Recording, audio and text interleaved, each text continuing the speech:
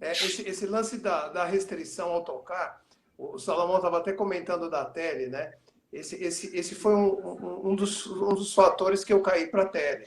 Né? Eu usava ponte flutuante e, na verdade, sempre virou uma fuga para mim. Uhum. E a Telecaster, ela realmente ela me faz tocar e ser mais criativo, né? E aí, na sequência disso, qual foi o meu outro ponto? Mudar as cordas, passei para 011, tocando com 4 pedais hoje. Então eu gosto desse... Opa, Maurição caiu, ficou emocionado. Ele tá com a gente, mas caiu. Falou, eu vou deixar ele aqui no vídeo para ele... Ó, Maurição está aqui, ela... Ô, Tiagão, você tá high-tech, maluco. Você tá ninja. Você faz assim com a mão, você dá um acorde sus, já entra uma imagem, já faz uma... Aqui é girando o prato aqui, ó. O negócio aqui, ó. Eu fiz essa... O cara não tá fraco, não, meu. Pô. É o Thiago Stark, pô. É o Thiago Stark. Eu falo, o Salomão que me conhece de longa data, eu falo, eu fiz ciência da computação, mas é para saber mexer nessas coisas para fazer a live e tal, programar teclado. Eu caio, mas eu volto. Diga lá, conclua o seu pensamento, Maria. A gente estava te vendo, eu te mantive na tela aqui, ó para a gente ver. A sua performance. Opa, não vou fazer merchandise aqui. Mentira, a SK então, é uma parceira maravilhosa também.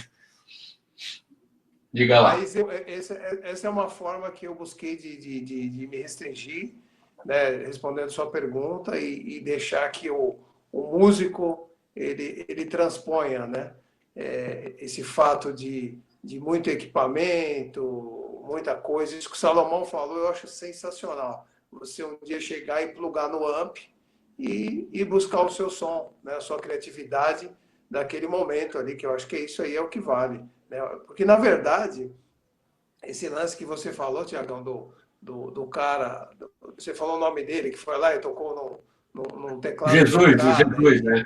É que ele era o Jesus também, né? Então tem isso também, né?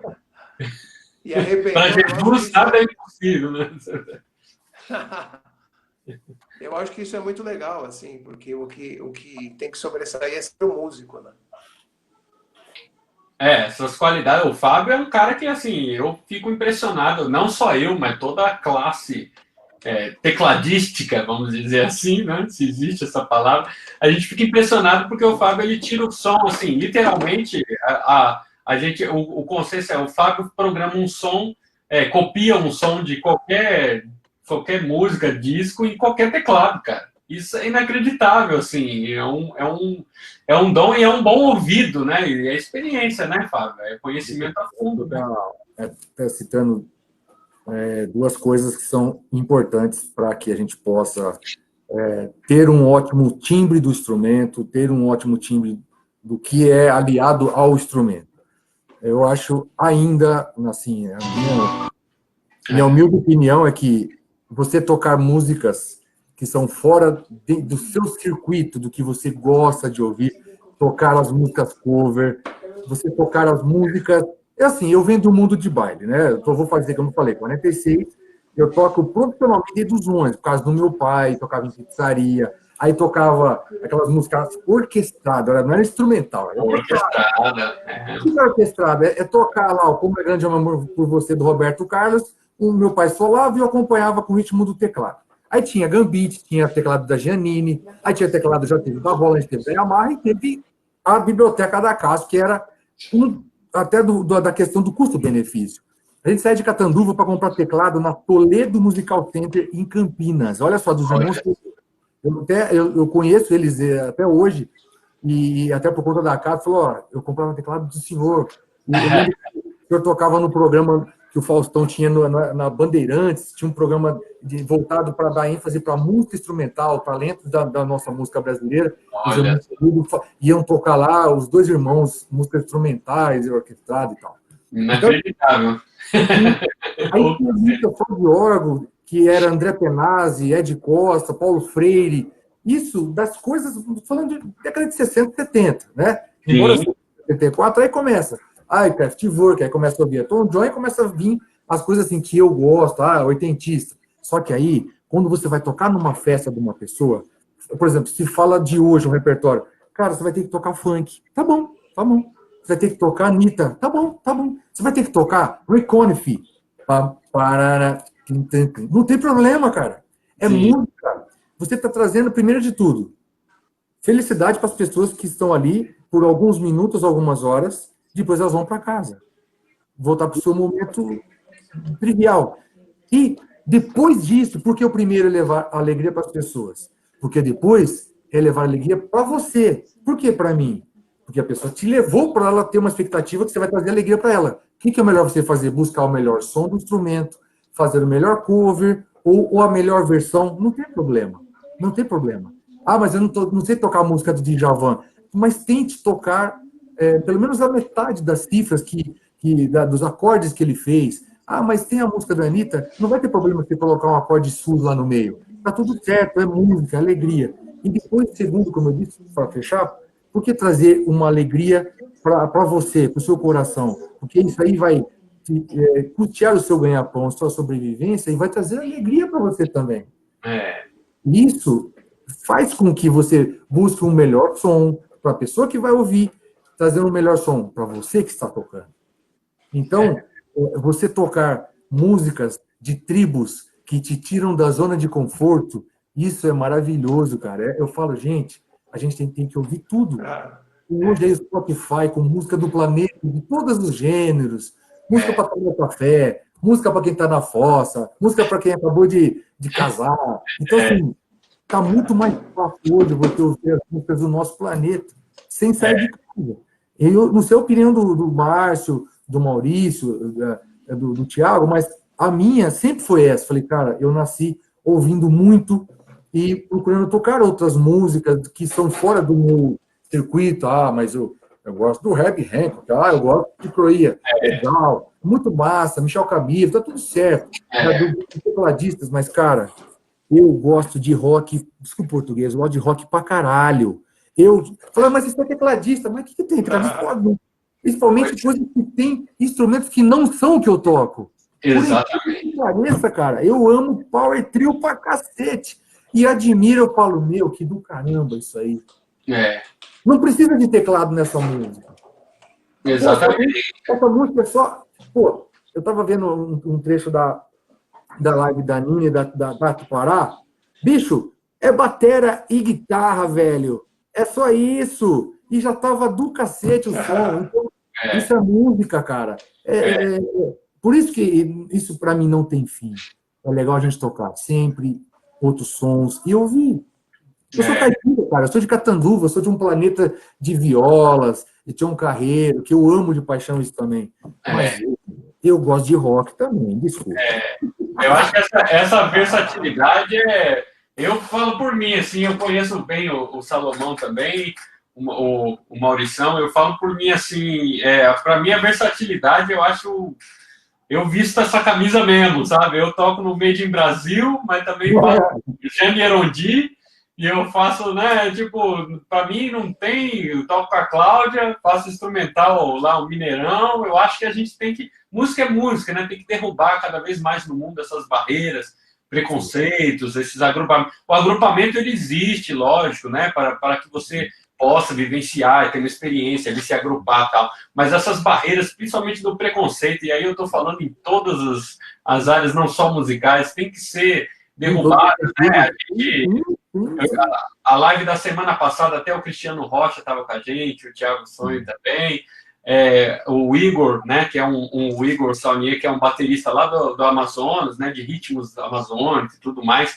e a gente está falando exatamente sobre isso, né, essa criminalização que aconteceu, inclusive de ritmos, como foi com o samba no passado, onde o cara era sambista, o cara ia preso, literalmente, né, e metaforicamente, ele está falando literalmente. Então, assim, né, derrubar todos esses preconceitos. A gente viu isso, essa criminalização com o hip hop, tá vendo agora essa tentativa de criminalização de novo com o funk, né, independente se você gosta ou não, mas existe um projeto de lei aí, tentativa de projeto de lei para criminalizar, para censurar. Isso é um absurdo, né, a gente falar dessas coisas. né, hoje em dia. Mas, enfim, a gente estava falando do manual, tem uma pergunta rápida para o Fábio, que é o seguinte, Fábio, olhe para a lente da verdade e responda para a gente. Quantas das perguntas que te fazem, se a pessoa tivesse lido o manual, ela não te faria? Todas, ou quase todas. É que é muito louco, né? Só completando que eu recebi um comentário, recebi uma mensagem aqui de um amigo tecladista também. Aí ele me mandou aqui no WhatsApp: pergunta para o Fábio quantas das perguntas seriam resolvidas. A gente estava falando do manual, né? Mas brincadeira da parte. Ele ficou meio bravo, eu acho que a resposta é dura. Todas, né? E eu me dou nessas perguntas, que a gente enche o saco. Não é nem por isso. Por mais que tenha o manual, isso em qualquer marca, em qualquer empresa, sempre vai ser necessário um resguardo, um adicional,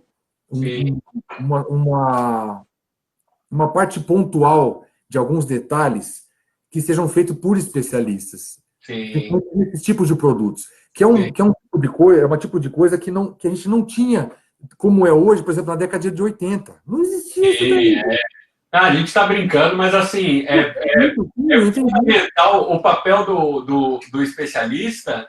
Assim, eu acho louvável e sinto muito das empresas que não têm uma representação local, né, aqui no Brasil e tudo mais, que dificulta essa relação, porque assim, sem o especialista, sem esses especialistas, eu acho que assim, o caminho seria, não vou dizer seria muito mais difícil, porque ele porque assim, eu tenho amigos que trabalham com outras marcas, tal, né, com outros tipos de produto, e quando você não tem alguém para perguntar, cara, eu já tive nessa situação, né, com alguns produtos, algumas coisas assim, você não sabe o que fazer, cara, é desesperador, porque E acontece de ter uma dúvida que não conste, tipo assim, pintou um detalhe que pode ser plausível de não estar no manual. Sim, e às vezes a forma que está no manual, né, que também a gente está brincando aqui, mas é uma questão, a gente não pode esquecer que a coisa vem generalizada, né, de uma forma,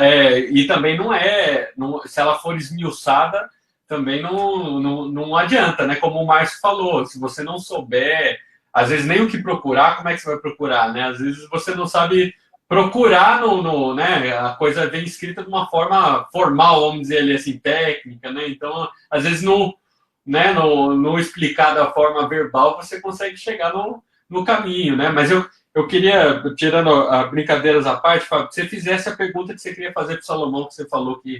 Sim, como o Salomão tem muito conhecimento na questão que ele falou que dá suporte para quem tem amplificador, etc., Salomão, na questão assim, transistor, válvula, sons, como hoje acho que tem as mini válvulas, não sei se é esse nome que tem, que eles, até no tamanho, microchip, eu não sei qual o nome que eles estão dando para os equipamentos menores, que eles não têm mais aquela válvula tamanho família, além das 12 AX7, a Sovitec, etc. Até que ponto ainda, fala assim, cara, se não tiver pelo menos uma válvula, não é o som. E não somente de guitarra, mas do punch. Eu falando até como trabalho com estúdio, etc. Tal, assim, o que para você é ainda crucial que não pode faltar? Assim, fala, cara, não pode faltar isso aqui na minha mesa, esse detalhe de tempero. Por exemplo, assim, eu vivo sem transistor, mas sem a válvula eu não vivo. O que é para você, na sua opinião, essa questão desses atributos, desses recursos dos equipamentos? A pergunta é danada, viu? Pergunta boa. Vamos lá. Isso abre um caminho para eu comentar uma coisa que eu acho importante antes. Uma coisa, eu estava conversando, inclusive, hoje à tarde com um cliente que veio retirar um instrumento aqui e tal, deve estar até vendo a live, eu tinha convidado ele para ver a live, estava comentando a respeito disso. Uma coisa que me incomoda hoje assim, é um comportamento de músico que me incomoda um pouco. Sim. É o seguinte, e acho que tem tudo a ver com o tema dessa live aqui, é o seguinte. O melhor som. ele não tá, antes de pensar no que ele quer fazer, ele tá pensando no que ele quer usar para fazer. Entendeu? Tem isso. Eu vou dar um exemplo que aconteceu aqui perto de mim aqui.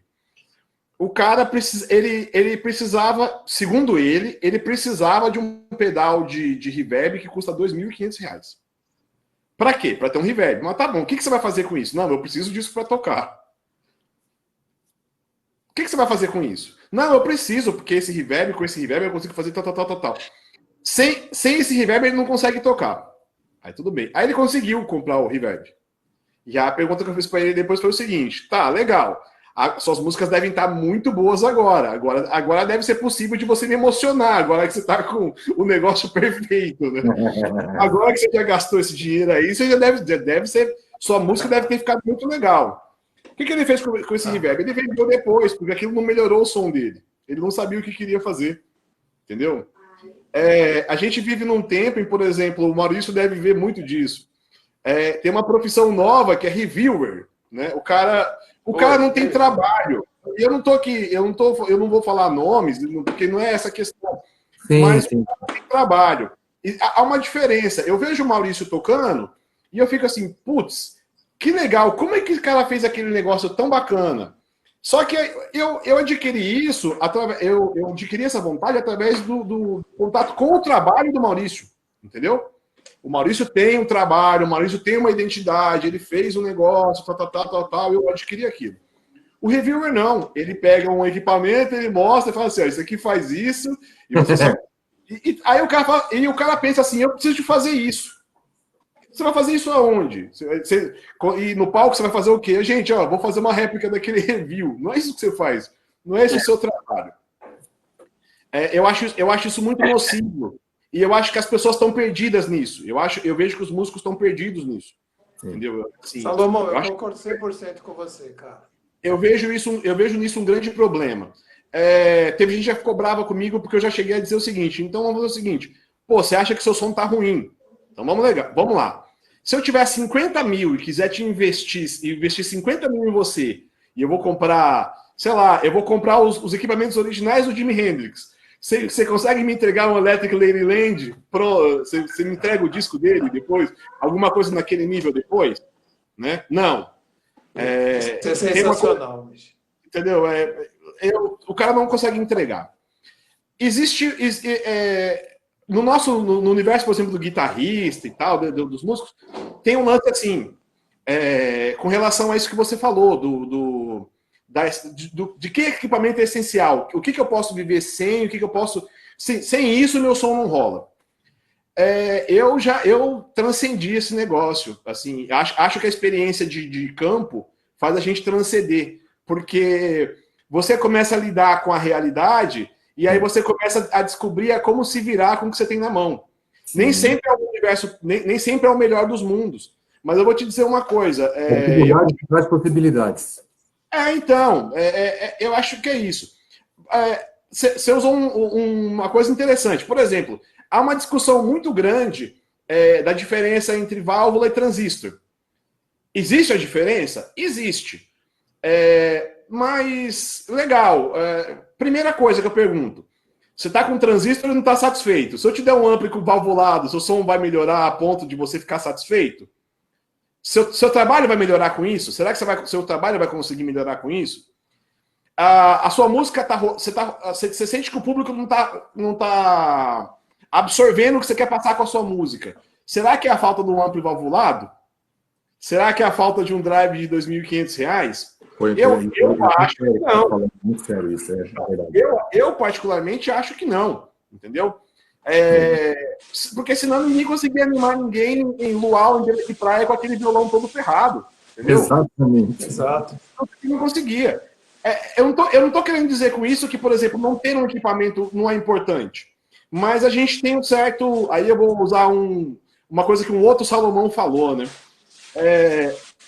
Muitas dessas coisas são vaidade e aflição de espírito. Sim, saca? Sim. Muitas dessas coisas são vaidade e aflição de espírito. É óbvio que eu quero fazer o meu melhor e eu quero ter o melhor para fazer o meu melhor. Mas eu preciso... Diga.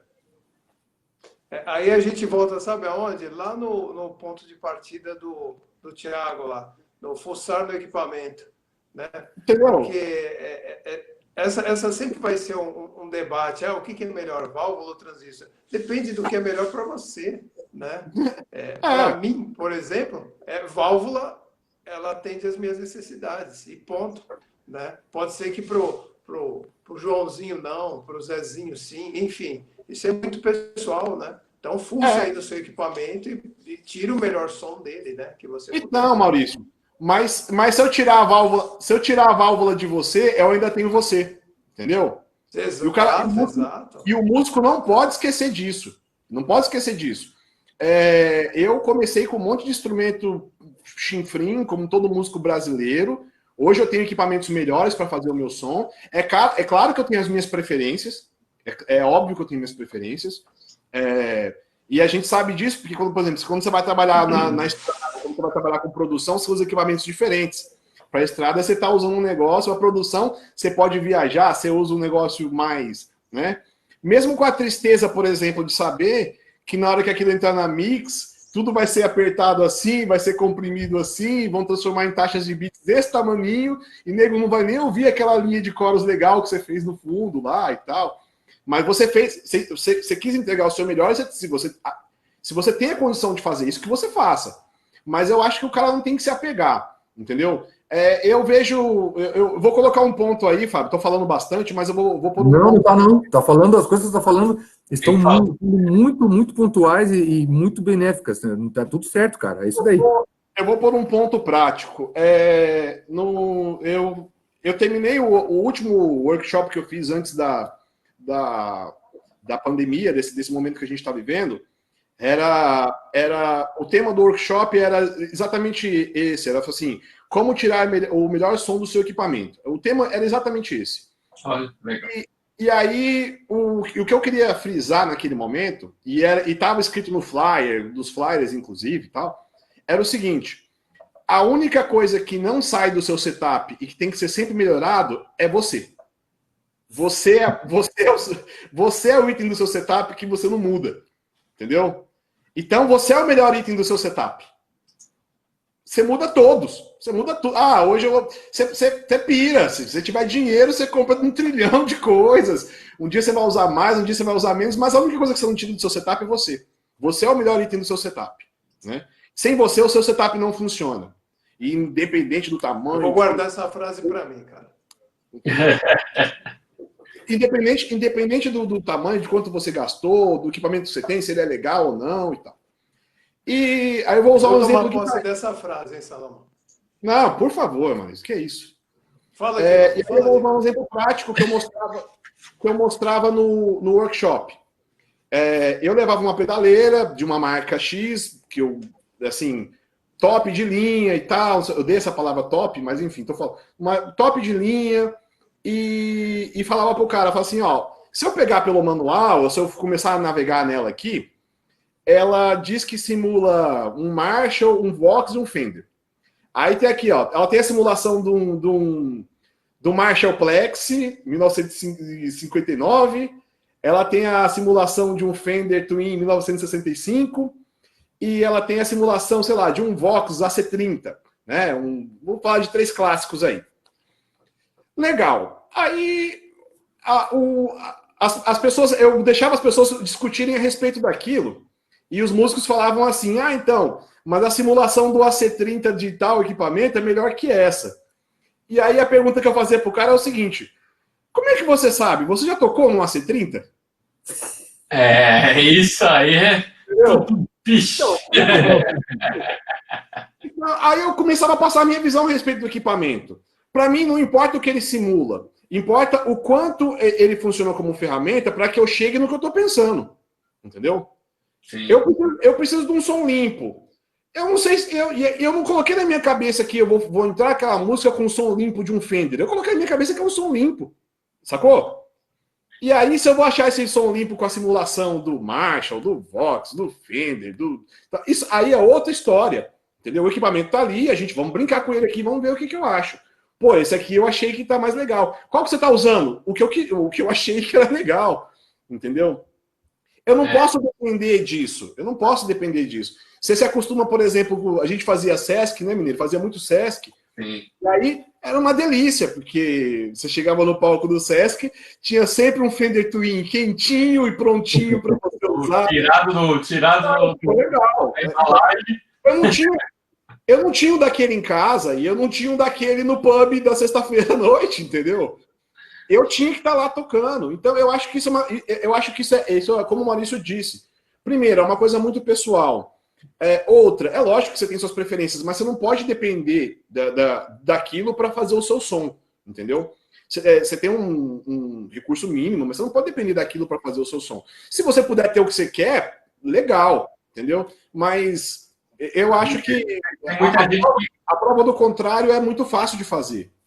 Tem muita gente que fica muito dependente do instrumento, né? Como você está dizendo, e assim, essa frase que você falou da pessoa a única coisa insubstituível no setup é maravilhoso, né, cara? Porque é a chave, né? E é a pergunta até que eu faço para vocês, por exemplo, Salomão, né? Que você tá falando aí para o Maurício. Se eu colocar bons captadores numa tonante, ela fica boa? Isso é subjetivo. Aí entra de novo o problema. Já aconteceu comigo. Teve um cara que não gostava, tinha um violão, e aí ele não gostava do violão e tal, e ele comprou um Taylor. Gastou um dinheiro danado e comprou um Taylor. E aí ele me trouxe o violão para ajustar e regular, etc. Eu fiz o trabalho, que não me deu muito trabalho, porque era um violão muito bom e tal, e ele voltou para casa. Depois ele saiu me pichando nas redes sociais, dizendo que meu trabalho tinha ficado ruim. E eu não entendi. Quando eu fui ver um vídeo do cara tocando, aí eu entendi. Porque ele queria que o instrumento tocasse para ele. Ele não conseguia, ele comprou um Taylor porque ele não sabia tocar. O som da Matonante vai melhorar, assim, a qualidade do som do Matonante vai melhorar consideravelmente se você colocar captadores legais. É óbvio, entendeu? Se você mudar... Mas eu volto a dizer, uma música ruim gravada com qualidade de cassete, ela não fica boa gravada com qualidade de CD. Sim, Não, a gente fica brincando esse negócio da tonante porque, assim, a gente sabe que, né, que o Brasil viveu um período de restrição imenso, né, onde não podia se ter importação, o pessoal saía com um instrumento nacional, voltava com importado, fingindo que era o mesmo, né, tem várias histórias aí. Era dificílimo se importar e trazer, né? E assim, a gente sabe que a história da nossa música, muitas das coisas foram feitas com instrumentos que são considerados, né, fracos ou ruins, enfim, né? Oi? Terríveis. Né? E na verdade os caras tiravam um puta som, né? Como é o que vocês estão falando, e eu quero aproveitar. Pode falar, Sal. Só, você falou sobre o tonante, eu postei esses dias no Instagram um negócio assim. Uma moça me trouxe um tonante aqui, que era de recordação, acho que ela ganhou da avó. E aquele, sabe, verde, preto, aquele bem... Opa, o clássico. E ela ia usar o violão para... Ela me trouxe 3 violões, e ela me trouxe esse junto com esses violões, e falou assim, que ela ia usar o violão de decoração. Ela ia falar assim, me deixa ele mais ou menos justinho que eu vou pendurar na parede. Uhum. Eu fiz um vídeo, tá no meu Instagram, que eu, depois que dei um tapa no violão, eu fiz um vídeo tocando o violão. E aí tem uma coisa que é um efeito que eu acho assim, definitivo. Quem é músico esqueceu de ouvir o que eu tava tocando no violão e já falou mal do violão. Mas você percebe lá nos comentários que quem não sabia que aquilo era um tonante ou que aquilo era um instrumento não muito refinado, adorou o negócio. Nossa, que som lindo, que fantástico e tal. Dessas barreiras. Então, se o pessoal soubesse como é que as coisas eram gravadas antigamente com relação à qualidade de equipamento, de mesa, mic, fita, guitarra. Eu tenho até um exemplo aqui, tenho a mão aqui, eu já até pego ali para usar umas coisas assim. Era sofrível, mas o pessoal tirava som. O item essencial do setup estava funcionando, que era o músico. Esse é o item super essencial. Inclusive, falando de item essencial de instrumento que a gente não pode ter em casa, né? Quero mostrar esse vídeo aqui, super bacana, que esse aqui é difícil ter em casa, né, Fábio? Ó. esse vídeo super bacana. O Fábio aqui com o Peninha, né? Daniel, né, Fábio? Sim. E esse pianão aí, ó. Aí é aquela coisa que a gente toca, mas é difícil ter em casa, né? Que o Salomão falou, hoje não tem. Daí é um Steinway, lá infelizmente, do Gravodisc que pegou fogo, né? Infelizmente pegou fogo, esse piano também pegou fogo, né? Uma história muito triste que aconteceu com um estúdio emblemático, né? Essa foi uma das últimas gravações nessa sala aí, infelizmente, né? Com muita dor no coração, porque Gravodisc é ainda, né? Mas eu falo foi por conta desse local, desse prédio aí, né? Uma coisa triste que aconteceu. Bom, eu torço demais para a continuidade, né, do Elcio, da Cris e todo o pessoal lá, que eles estão fazendo um trabalho em conjunto com o Nacena, né, não é isso? Tem feito um trabalho conjugado lá, porque são muito talentosas e, para mim, umas das grandes referências mundiais como engenheiro de áudio, o Elcio. É impressionante aquele cara, o tanto que ele tem de conhecimento dessa parte de como tirar o melhor som. Aí vai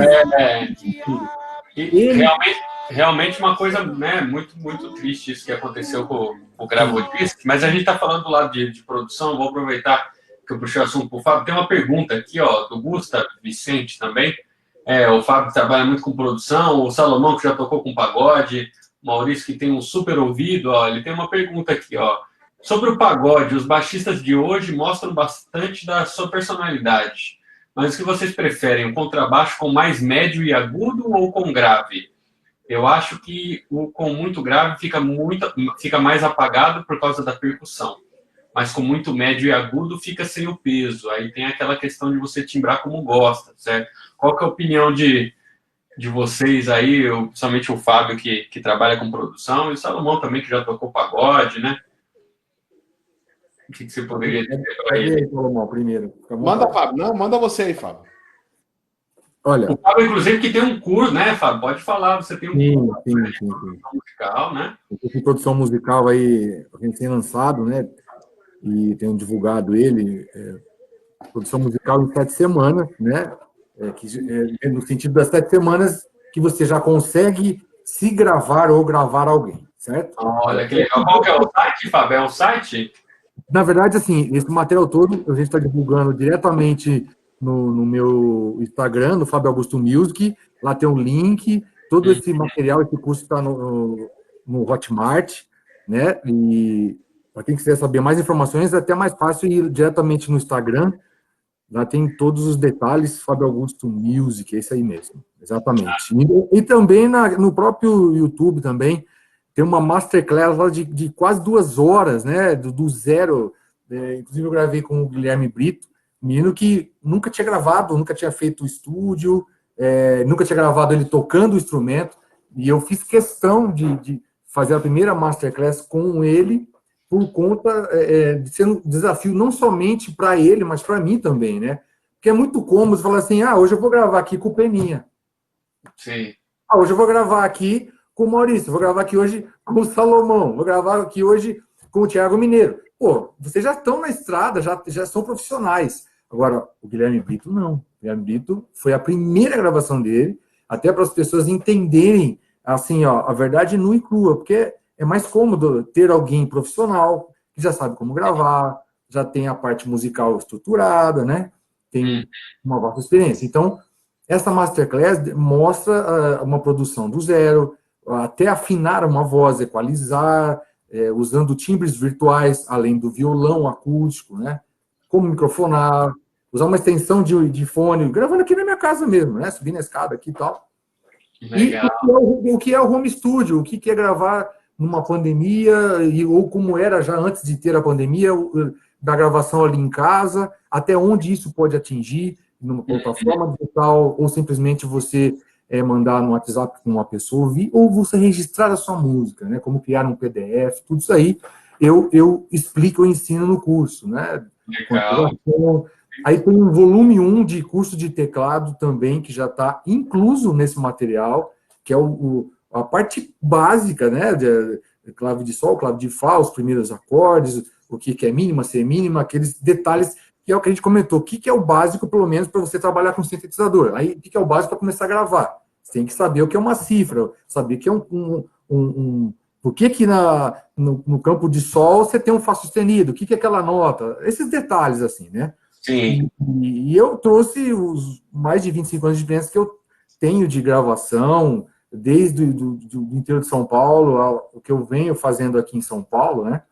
E das experiências de buscar sonoridades dentro do que eu faço também dentro da Cássio, né? De como microfonar, como trazer um timbre, como gravar. E aí, respondendo ao detalhe do pagode, do samba, não somente eu já produzi, como eu já participei como músico de discos de samba, discos de pagode, de grupos, aqueles regionais, participando, fazendo um piano numa onda meio Chiquinha Gonzaga. Olha só que loucura, né? Olha que massa. Nessa gravação eu participei de um projeto do Carlinhos, ele é um grande músico de Belo Horizonte, né? Amigo do Mozart, que aí acabei conhecendo, e aí, por gravar o Mozart, a participação no projeto dele, ele falou, Fabião, faz uma linha aí. Cara, a música estava pronta. Eu falei, o que eu vou fazer aqui?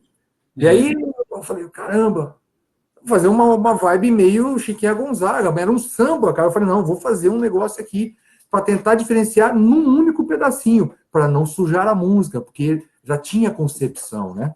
Sim. Aquele detalhe de participar sem estragar o brilho do negócio, né? Complementar, né?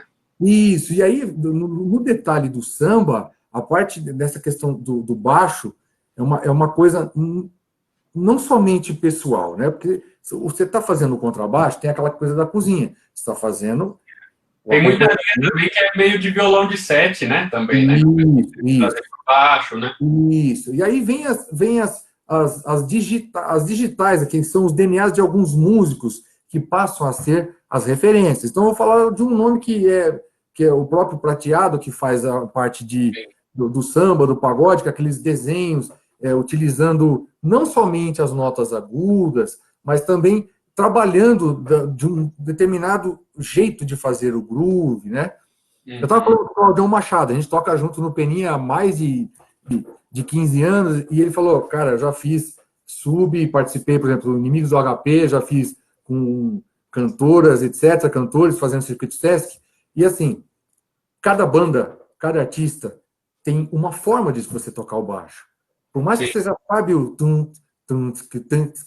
fazendo uma linha de baixo meio de bossa nova dentro do samba, sabe, né? O 2x4, etc., aquela receita de bolo, mas tem os detalhes que você trabalha nessas regiões médio e agudo. Obviamente que se você, eu vou falar assim, de uma forma bem grosseira, você faz aquele equalizador de sorriso, igual daqueles aqueles aparelhos sempre antigos.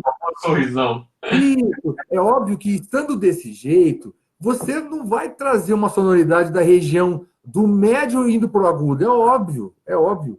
Se você vai trabalhar numa produção de samba, principalmente de uma onda mais de agora, que vai ter que ter essas frases passando por um baixo de 5 cordas, olha só, de 5 cordas, mais ainda de corda que o de 4 tradicional, você vai ter que trabalhar pensando um pouquinho naquelas referências de Jaco Pastorius, isso mesmo, não estou falando besteira não, mas não tem nada a ver com samba, com pagode. Cara, por que não?